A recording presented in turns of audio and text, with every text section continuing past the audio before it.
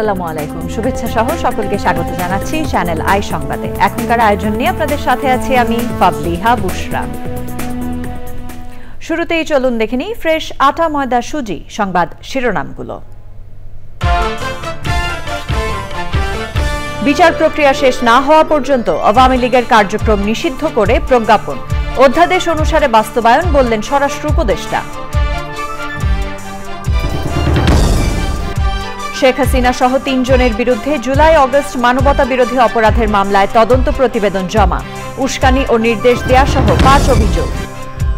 সংকট কমাতে আরও ৭,০০০ চিকিৎসক নিয়োগের সিদ্ধান্ত, স্বাস্থ্যসেবার উন্নয়নে সংশ্লিষ্টদের যথাযথভাবে দায়িত্ব পালনে প্রধান উপদেষ্টার নির্দেশ। করিডোর নিয়ে শুধু বিএনপি কথা বললেও সবাই বিএনপির বিপক্ষে, মির্জা আব্বাসের মন্তব্য। বিএনপিকে শেষ করার ভাবনা চলছে, অভিযোগ। এবং ঈদে টানা ৬ দিন মহাসড়কে ট্রাক কাভার্ড ভ্যান চলাচল বন্ধ রাখার সিদ্ধান্ত, দুর্ঘটনা ও চাঁদাবাজি রোধে নজরদারি বাড়াবে পুলিশ। এছাড়াও নিটোল টাটা বিশেষ সংবাদে থাকছে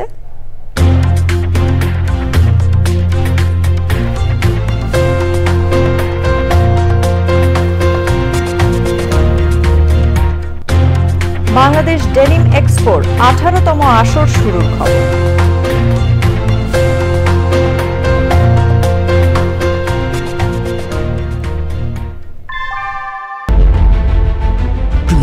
Inbuilt German technology, Bangladesh's first Thermix rod, Salam Steel Thermax.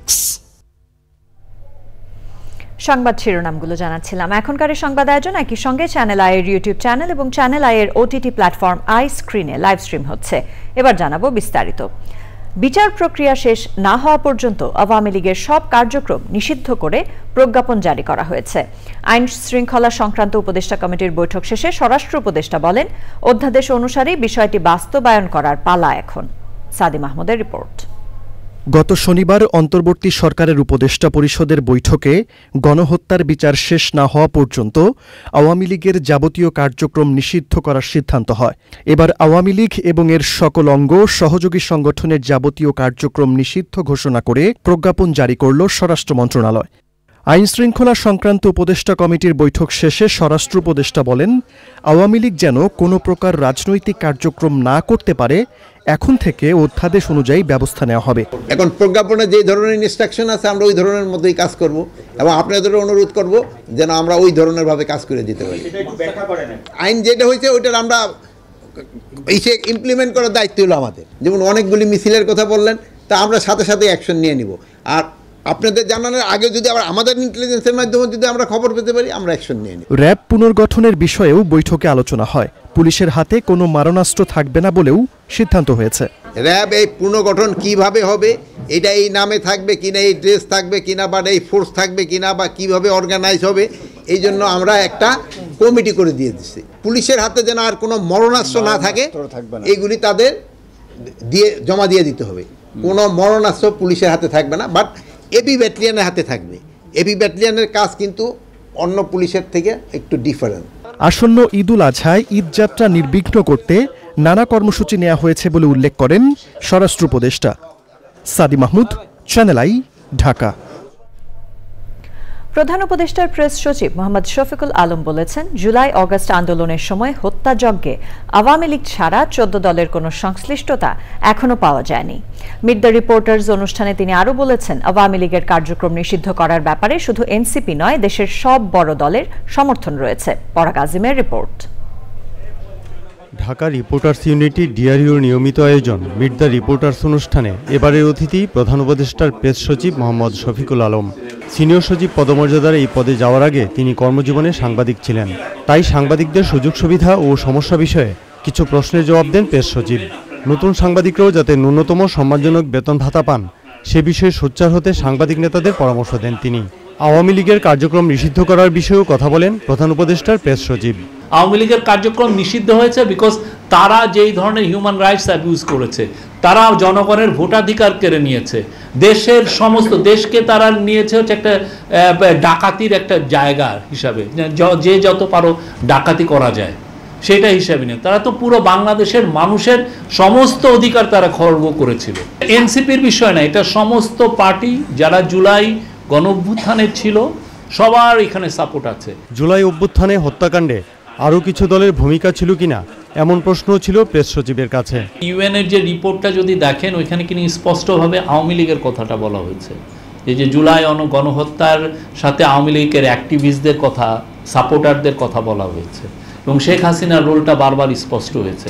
14 দলের অন্যান্য পার্টির রোল সেভাবে আসছে আমরা দেখি নাই। ওই ইউএনের যে 127, আমি সবাইকে আহ্বান করব, এটা খুবই একটা ব্রিলিয়ান্ট রিপোর্ট, সবাই পড়বেন। শেয়ার বাজার নিয়ে এক প্রশ্নের জবাবে দীর্ঘ সময় অর্থনীতি বিষয়ে সাংবাদিকতা করা শফিকুল আলম বলেছেন, শেয়ার বাজারের সংস্কার হতে হবে তাৎপর্যপূর্ণ।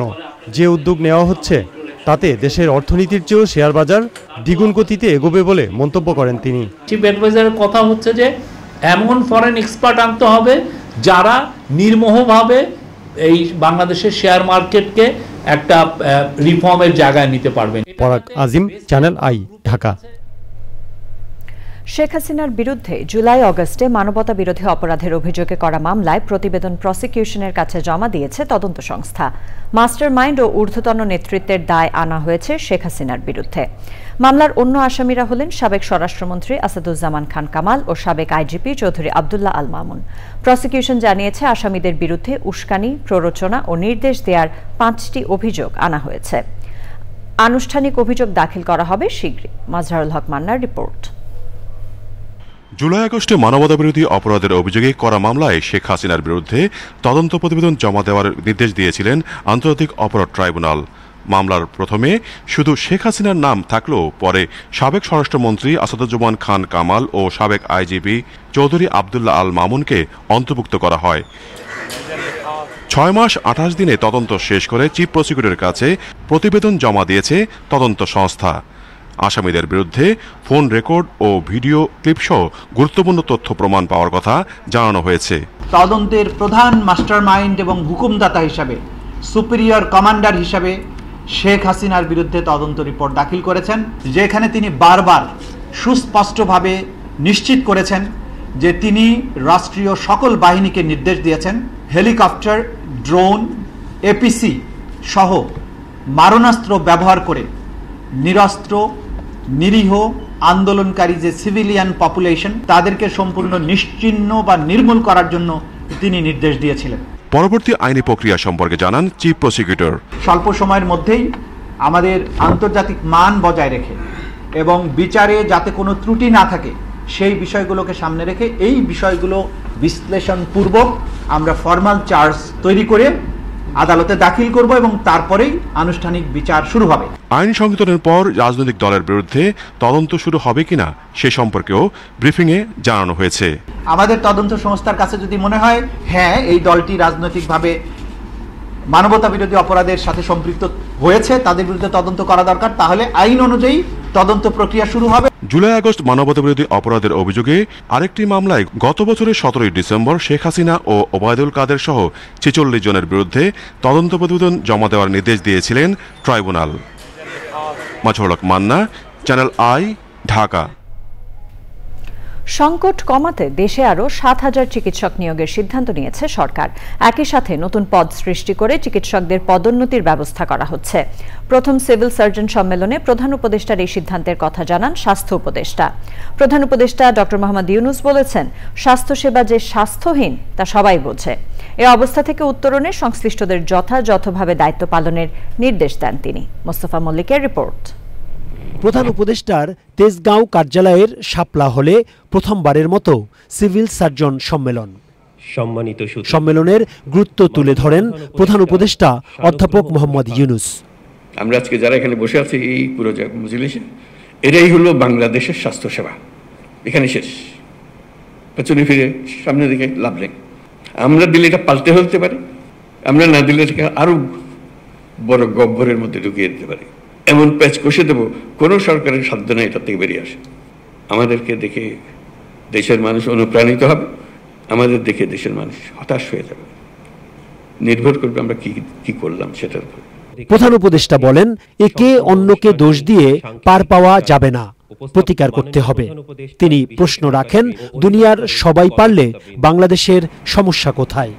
স্বাস্থ্যসেবা যে স্বাস্থ্যহীন সেটা আমরা সবাই বুঝি, এবং একে অপরকে দোষ দিই, এর কারণে এটা হয় না, ওর কারণে এটা হয় না। দোষ দিলে তো স্বাস্থ্যহীনতা দূর হয়ে যাবে না। এটার প্রতিকার করতে হবে যাতে করে আমরা স্বাস্থ্যসেবা সঠিকভাবে করতে পারি। দুনিয়ার যত দেশ আছে, যত জাতি আছে, তারা যদি নিজেদের স্বাস্থ্যসেবা আমাদের চাইতে ভালো করতে পারে, আমাদের মধ্যে কি গাফিলতি আছে, কি অভাব আছে যে কারণে আমরা পাচ্ছি না। যন্ত্রপাতি পড়ে আছে, বহু মূল্যবান যন্ত্রপাতি মেরামতের অভাবে গত 10 বছর ধরে এটা এভাবে পড়ে আছে। কথার কথা, এরকম বহু কাহিনী শুনি, বহু কাহিনী জানি। সম্মেলনে স্বাস্থ্য উপদেষ্টা জানান, শিগগিরই চিকিৎসকদের পদোন্নতি ও নতুন চিকিৎসক নিয়োগ করবে সরকার। আমাদের প্রধান উপদেষ্টা সক্রিয় প্রচেষ্টায় আমরা এবার 7000 সুপার নিউমারি পদ সৃষ্টি করে প্রমোশন দেওয়ার ব্যবস্থা করছি। 7000 ডাক্তার আমরা নিব। নার্স নেওয়ার প্রক্রিয়া বর্তমানে ভাইবা চলতেছে, আশা করি নার্সগুলো আমরা নিতে পারবো। তাতে জনবলের যে ঘাটতি আছে সেটা কিছুটা হলেও সমাধান হবে। সম্মেলনে স্বাস্থ্য সেবা ব্যবস্থায় নেতিবাচক চর্চায় ইতি টেনে সবাইকে যথাযথভাবে দায়িত্ব পালনের তাগিদ দেওয়া হয়। Mostafa Mallik, Channel I, Dhaka. বিএনপির স্থায়ী কমিটির সদস্য মির্জা আব্বাস বলেছেন, করিডোর নিয়ে বিএনপি ছাড়া আর কেউ কিছু বলছে না, অথচ বিএনপির বিপক্ষে সবাই কথা বলে।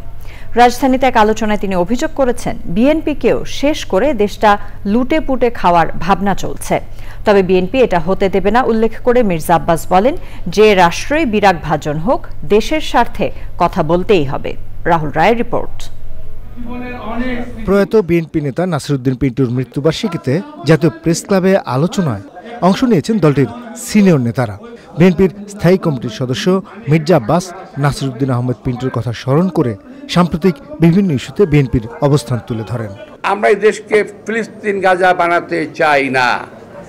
আমরা এই দেশে আমরা লক্ষ্য করছি অনেক বিদেশিদের আগমন ঘটেছে, সন্দেহভাজন বিদেশিদের আগমন ঘটেছে। বিভিন্ন সময় তারা বিভিন্ন মিশন নিয়ে আসতেছে। এই সরকার ইচ্ছাকৃতভাবে এই অপকর্মগুলো করছে। আমি এই সরকারকে অন্তত আমি আমার কথা বলছি, নিরপেক্ষ ভাবতে আমি পারছি না। এই সরকার কোনো পরিস্থিতিতেই গণবান্ধব কিংবা দেশপ্রেমিক সরকার নয়। অন্য কেউ কিন্তু এই করিডোর নিয়ে কোনো কথা বলছে না। কেন ভাই? কি কারণে? জামাত ইসলাম কথা বলে না কেন? অন্যান্য যে বিভিন্ন পীর সাহেবেরা আছেন, ওনারা কথা বলেন না কেন? আবার বিএনপির বিরুদ্ধে কথা বলার সময় এক হয়ে যান। এটা কেমন কথা হলো?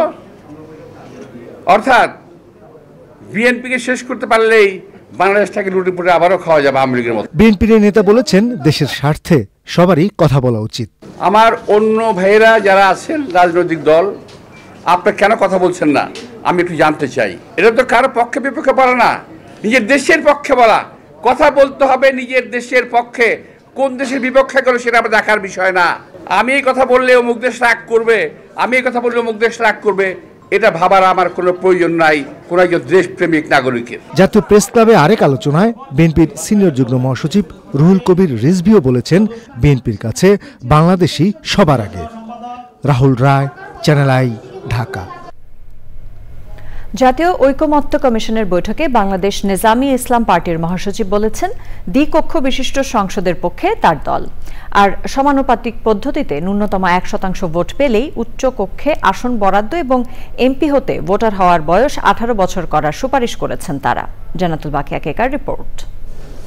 জাতীয় ঐকমত্য কমিশনের সাথে বাংলাদেশ নিজামী ইসলাম পার্টির বৈঠক। আলোচনায় অংশ নিয়ে জানান, সংস্কার প্রশ্নে সর্বাধিক সংখ্যক প্রস্তাবে একমত হয়েছে দলটি। সেই রিপোর্টে সংবিধানের যে মূলনীতি, সেই মূলনীতিতে বহুত্ববাদ শব্দটি যুক্ত করা হয়েছে। শব্দটা পরিহার করার আমরা সুপারিশ করেছি। আমাদের সংসদ নির্বাচনে যারা প্রতিদ্বন্দ্বিতা করবেন তাদের বয়স এখানে সুপারিশ করা হয়েছে 21। আমরা বলেছি, যেহেতু একজন নাগরিক 18 বছর বয়সে সে ভোটার হতে পারে, সুতরাং তাকে নির্বাচনে প্রতিদ্বন্দ্বিতা করার ক্ষেত্রেও ন্যূনতম বয়স আমরা 18 করার প্রস্তাব করেছি। ঐক্যমত কমিশনের সহসভাপতি বলেছেন, রাজনৈতিক শক্তিগুলোর মধ্যে যেমন মতভিন্নতা আছে, তেমনি জাতিরাষ্ট্রের প্রয়োজনে ঐক্যমতও রয়েছে। কাঠামোগত রূপান্তর ছাড়া বাংলাদেশকে একটি গণতান্ত্রিক রাষ্ট্রে রূপান্তর করা যাবে না। সেই চেষ্টায় আপনাদের সহযোগিতা, আপনাদের আন্তরিকতা, আপনাদের অংশগ্রহণ আবারও আমি মনে করি যে ধন্যবাদ পাওয়ার যোগ্য। এর আগে সকালে জাতীয় সংসদ ভবনের এলইডি হলে জাতীয় ঐক্যমত কমিশনের সাথে বৈঠক করেছে গণতান্ত্রিক বাম ঐক্যের 20 সদস্যের প্রতিনিধি দল। জান্নাতুল বাকিয়া কেকা, চ্যানেল আই, ঢাকা। ঈদের আগে 3 দিন ও পরের 3 দিন মহাসড়কে ট্রাক, কাভার্ড ভ্যান ও লরি চলাচল বন্ধ থাকবে বলে জানিয়েছেন সড়ক পরিবহন, সেতু ও রেলপথ মন্ত্রণালয়ের উপদেষ্টা ফাউজুল কবির খান। রাজধানীর বিদ্যুৎ ভবনে ঈদুল আজহার প্রস্তুতিমূলক সভা শেষে তিনি বলেন, ঈদের যাত্রীদের কাছ থেকে যেন বাড়তি ভাড়া না নেওয়া হয় সে ব্যাপারে কঠোর নজরদারি রাখা হবে। সেই সাথে সব ধরনের চাঁদাবাজি রোধে সর্বাত্মক চেষ্টা করা হবে বলেও জানান তিনি। সড়কে যেন দুর্ঘটনা না হয় সেজন্য পুলিশের নজরদারি বাড়ানোরও সিদ্ধান্ত হয়েছে।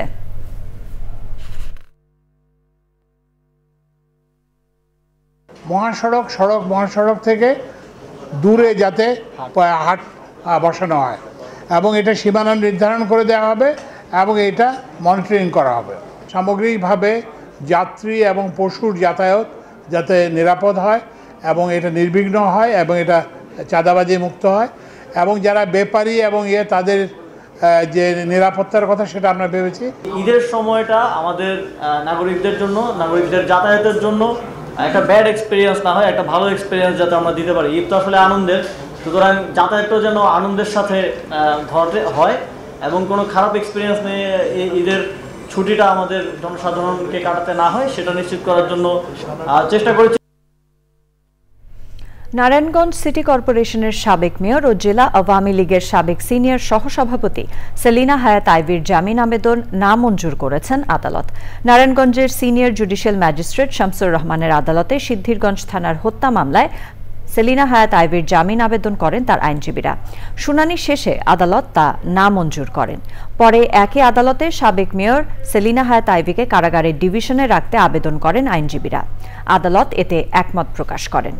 পরে আইভীর আইনজীবী জানান, বৈষম্য বিরোধী ছাত্র আন্দোলনে আইভী কখনো মাঠে নামেননি। আন্দোলনে হামলায় দোষী শামীম ওসমান সহ অনেককে দেশ ছাড়তে দেয়া হয়েছে, অন্যদিকে আইভীকে গ্রেফতার করা হয়েছে। এসব বিষয়ে আদালতকে অবহিত করা হয়েছে বলে জানিয়েছেন সেলিনা হায়াত আইভীর আইনজীবী। প্রিয় দর্শক, আপনারা দেখছেন চ্যানেল আই সংবাদ। সময় হয়ে গেল একটি বিরতি নেবার। বিরতির পর জানিয়ে ফিরব। 4 দিনের সফরে মধ্যপ্রাচ্যের 3 শীর্ষ উপসাগরীয় দেশে যাচ্ছেন ডোনাল্ড ট্রাম্প। ফিলিস্তিনকে রাষ্ট্র হিসেবে স্বীকৃতি দেওয়ার গুঞ্জন।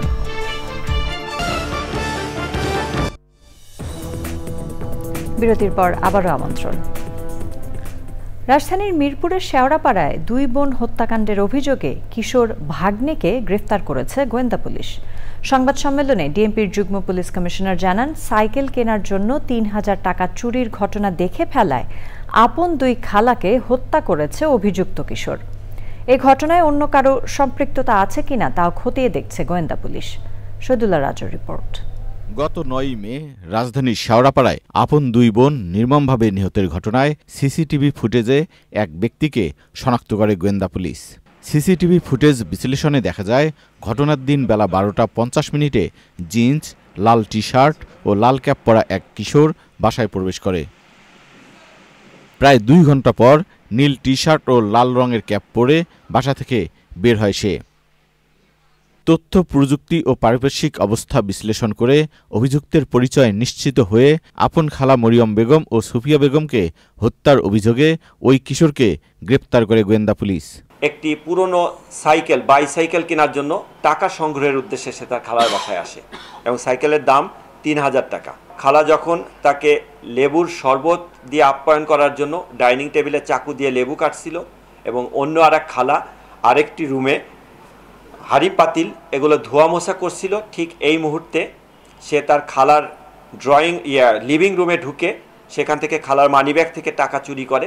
টাকা চুরি করার ঘটনাটি তার খালার চোখে পড়লে তার খালা যখন টাকা চুরির বিষয়টি তাকে চার্জ করে এবং তার মাকে বলে দিবে মর্মে তাকে জানায়, তখন সে দিক বিদিক হয়ে ডাইনিং টেবিলের এখানে এসে ওই চাকু দিয়ে তার খালার পেটে আঘাত করে। পুলিশ জানিয়েছে হত্যার বিষয়ে আদালতে স্বীকারোক্তিমূলক জবানবন্দি দিয়েছে অভিযুক্ত কিশোর। এর নেপথ্যে আর অন্য কোনো ঘটনা আছে কিনা, অর্থাৎ পারিবারিক কোনো কলহ আছে কিনা, জায়গা জমির কোনো বিষয় আছে কিনা বা অন্য কোনো বিষয় আছে কিনা সেটি আমরা খতিয়ে দেখব এবং তদন্তের কার্যক্রম সেটি চলমান আছে। ঘটনার পরের দিন মরিয়ম বেগমের স্বামী বন বিভাগের সাবেক কর্মকর্তা আলাউদ্দিন বাদী হয়ে মিরপুর থানায় হত্যা মামলা করেন। মামলায় অজ্ঞাতনামা ব্যক্তিদের আসামি করা হয়। Shahidullah Raju, channel I, Dhaka. মধ্যপ্রাচ্যের 3 শীর্ষ উপসাগরীয় দেশ সৌদি আরব, কাতার ও সংযুক্ত আরব আমিরাতে সফরে যাচ্ছেন যুক্তরাষ্ট্রের প্রেসিডেন্ট ডোনাল্ড ট্রাম্প। সংবাদ মাধ্যম দ্য জেরুজালেম পোস্টের প্রতিবেদনে বলছে, সফরে ট্রাম্প ফিলিস্তিনকে রাষ্ট্র হিসেবে স্বীকৃতি দিতে পারেন এমন গুঞ্জন মধ্যপ্রাচ্যের কূটনৈতিক মহলে ঘুরপাক খাচ্ছে। সফরের সূচি অনুযায়ী আগামী মঙ্গলবার সৌদি আরব যাবেন ট্রাম্প। রিয়াদে অনুষ্ঠেয় উপসাগরীয় মার্কিন শীর্ষ সম্মেলনে অংশ নেবেন তিনি। ধারণা করা হচ্ছে এই সম্মেলনে ফিলিস্তিন স্বীকৃতির ঘোষণা আসতে পারে। তবে এ বিষয়ে ভিন্ন মত প্রকাশ করেছেন যুক্তরাষ্ট্রে নিযুক্ত ইসরায়েলের রাষ্ট্রদূত মাইক হুকাবি। তিনি এক্সে দেওয়া এক পোস্টে বলেন, ফিলিস্তিনকে স্বীকৃতি দেওয়ার বিষয়টি ভিত্তিহীন ও কাল্পনিক। এবার জানাবো নিটোল টাটা বিশেষ সংবাদ।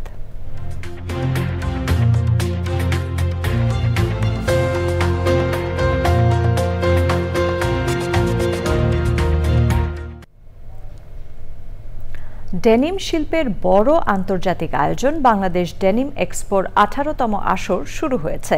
রাজধানীতে 2 দিনের এই আয়োজনে অংশ নিয়েছেন বিশ্বের নানা প্রান্তের ডেনিম প্রেমী, ডেনিম উৎপাদনকারী, ক্রেতা ও ফ্যাশন ডিজাইনাররা। অংশগ্রহণকারী প্রতিষ্ঠানগুলো তাদের উদ্ভাবিত ও উৎপাদিত বস্ত্র, পোশাক, সুতা, যন্ত্রসহ উৎপাদনে ব্যবহৃত সরঞ্জাম প্রদর্শন করছেন। রিয়াজ ইসলামের রিপোর্ট। দুদিনের বাংলাদেশ ডেনিম এক্সপোর 18তম আসরের উদ্বোধন আন্তর্জাতিক কনভেনশন সিটি বসুন্ধরায়। আয়োজনে অংশ নিয়েছে 13টি দেশের 57টি ডেনিম উৎপাদনকারী প্রতিষ্ঠান। ডেনিমের সর্বশেষ উদ্ভাবন, টেকসই প্রযুক্তি ও বৈচিত্র্যময় পণ্য প্রদর্শনের পাশাপাশি বাংলাদেশের সক্ষমতা তুলে ধরেছে প্রতিষ্ঠানগুলো। The event has given us that opportunity, and that's why every year we are participating at the Denim Expo. And we see that Bangladesh as a country has a lot of opportunity to grow in this segment of apparel. এটা অনেক বড় opportunity, কারণ আমাদের প্রোডাক্টগুলোকে একটা প্ল্যাটফর্মে আমরা আমাদের এই গ্লোবাল ব্র্যান্ডগুলোকে আমাদের শো করতে পারছি এবং আমাদের প্রোডাক্ট ফিচারগুলো তাদেরকে আমরা এখানে বোঝাইতে পারছি। এক্সপোতে বৈশ্বিক ও দেশীয় ডেনিম ব্র্যান্ডগুলো বড় ধরনের ক্রয়াদেশ পাওয়ার আশা করছে। ডেনিম এক্সপোতে আমাদের রেসপন্সটা খুব ভালো এবং প্রত্যেক বছরই এখান থেকে আমরা অনেক নতুন বায়ার এবং গার্মেন্টসগুলোর সাথে কাজ করার স্কোপ পাই। যদিও আমরা অলরেডি সবার সাথে কাজ করছি, বাট এটা আমাদের জন্য একটা গুড অপরচুনিটি। 4-5 বছর আমরা অনেক বায়ার পেয়েছি, যে বায়ারগুলো আসলে আমাদের এক্সপেকটেশন ছিল না। ডেনিম এক্সপোকে ধন্যবাদ দেব যে আমাদেরকে অনেকগুলো বায়ার দেওয়ার জন্য, বিজনেস দেওয়ার জন্য। 13ই মে পর্যন্ত চলবে denim expo. Riaz Islam, Channel I, Dhaka. এবার জানাবো কৃষি সংবাদ।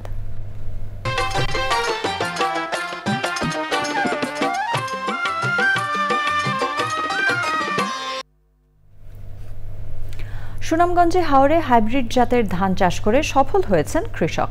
একদিকে আধুনিক মেশিনের ব্যবহার, অন্যদিকে সনাতন পদ্ধতিতে হাতে জমির পাকা ধান কাটতে ব্যস্ত সময় পার করছেন তারা। কৃষক বলছেন, এবার বড় মৌসুমে আবহাওয়া অনুকূলে থাকায় হাওরে ফলন ভালো হয়েছে।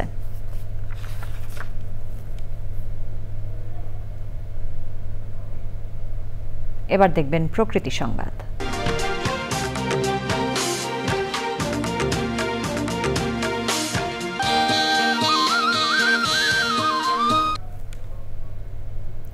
রংপুর আবহাওয়া কেন্দ্রে চালু হলো নতুন রেডার স্টেশন। এর মাধ্যমে জলবায়ু পরিবর্তনজনিত দুর্যোগ মোকাবেলার মাধ্যমে উত্তরের প্রাণ প্রকৃতি, কৃষি, অর্থনীতি রক্ষায় এগিয়ে যাবে রংপুর বিভাগ। রেডারের প্রাপ্ত তথ্য দিয়ে গবেষণার মাধ্যমে হ্রাস হবে দুর্যোগের ঝুঁকি।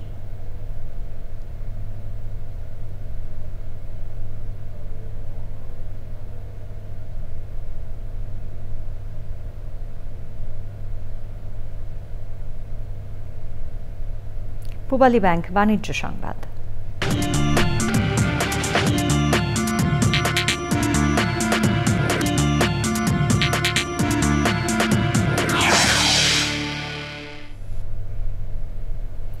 কমার্স প্রতিষ্ঠান ও কসমেটিক্স জগতের জনপ্রিয় ব্র্যান্ড বিউটি বুথ থেকে স্কিন কেয়ার পণ্য কিনলে আইফোন জেতাসহ নানা পুরস্কারের সুযোগ ছিল রমজানের ঈদে।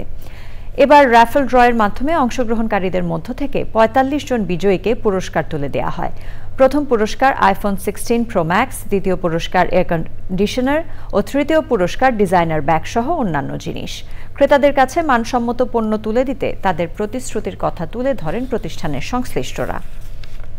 কুড়িগ্রামে ওয়ালটনের ডিজিটাল ক্যাম্পেইন সিজন 22 উপলক্ষে দ্বিতীয় দফায় মিলেনিয়ার অফার নিয়ে শোভাযাত্রা হয়েছে।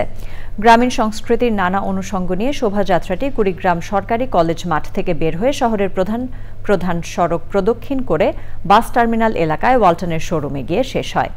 এতে অংশ নেন ওয়ালটনের chief divisional officer Wahidul Islam, divisional credit manager Shakil Hossain, regional sales manager Rakibul Hasan ও trainee regional sales manager Abdur Rahman সহ লালমনিরহাট এরিয়া কর্মকর্তার কর্মচারীরা। এই অফারের আওতায় ওয়ালটনের fridge, AC, washing machine, BLDC fan কিনে ক্রেতারা হতে পারেন মিলিয়নেয়ার। এছাড়াও এসব পণ্য কিনলে পাওয়া যাবে লাখ টাকার ক্যাশ ভাউচার সহ নিশ্চিত উপহার। সংবাদে আবারও সময় হয়ে গেল একটি বিরতি নেবার এবং বিরতির পর খেলার খবরে জানিয়ে ফিরব। লম্বা সময় বিরতির পর আবারও আমন্ত্রণ চ্যানেল আই সংবাদে। জানাবো খেলার খবর।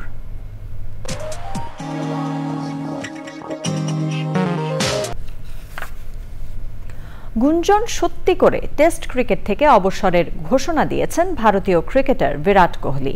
তার এই সিদ্ধান্তের সাথে আয়োজনের শেষ পর্যায়ে আমরা। তবে যাবার আগে ফ্রেশ আটা ময়দা সুজি সংবাদ শিরোনামগুলো জানিয়ে দিচ্ছি আরও একবার।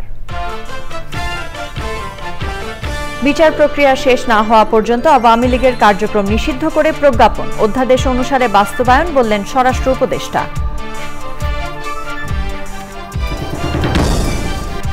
শেখ হাসিনা সহ ৩ জনের বিরুদ্ধে জুলাই আগস্ট মানবতা বিরোধী অপরাধের মামলায় তদন্ত প্রতিবেদন জমা, উস্কানি ও নির্দেশ দেয়া সহ ৫ অভিযোগ।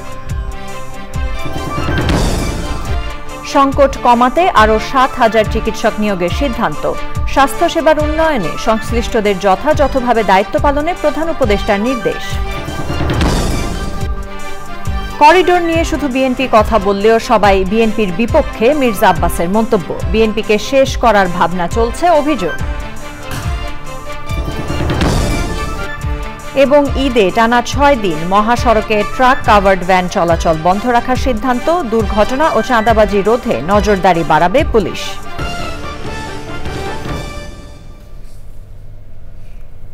প্রিয় দর্শক, চ্যানেল আই এর সর্বশেষ সংবাদ জানতে ভিজিট করুন channelionline.com এ। যুক্ত থাকুন আমাদের সোশ্যাল মিডিয়া প্ল্যাটফর্মগুলোর সাথে। আমাদের পরবর্তী সংবাদ দেখার আমন্ত্রণ জানিয়ে শেষ করছি। এতক্ষণ সাথে থাকার জন্য ধন্যবাদ সবাইকে।